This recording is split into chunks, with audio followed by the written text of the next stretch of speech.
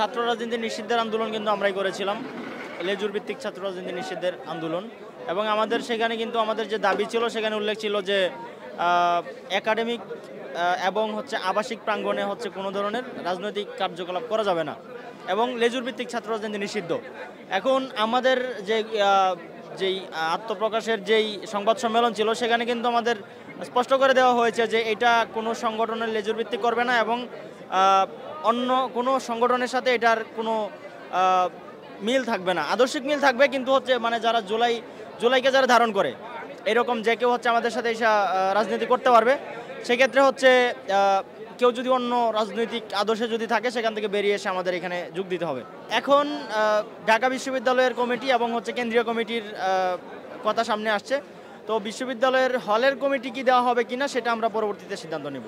আমি ছাত্র সংগঠন নিয়ে যে ধরনের স্বপ্ন দেখতাম যে বাংলাদেশের রাজনীতি থেকে যদি ইনকাম বন্ধ হয়, ইনকাম বন্ধ বলতে যে রাজনৈতিক কার্যকলাপ চালানোর জন্য কিন্তু একটা ফাইন্যান্সিয়াল সাপোর্টের দরকার হয়, সেটার যদি আসলে কোনো সোর্স না থাকে সেক্ষেত্রে মানুষ চাঁদাবাজি করে, যেটা মানুষের যেই রাজনীতি কখনো মানুষের কল্যাণ বয়ে আনে না।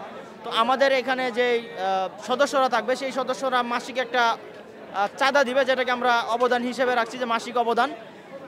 এছাড়াও যেই বিভিন্ন স্পন্সর থাকবে সেই জায়গা থেকে আমাদের যেই আর্থিক যে সংকলন সেটা হবে। সুতরাং আমি মনে করি যে এই রাজনীতি এবং এই ছাত্র সংগঠন কখনো কারো কল্যাণে মানে জনকল্যাণে বাধা হবে না।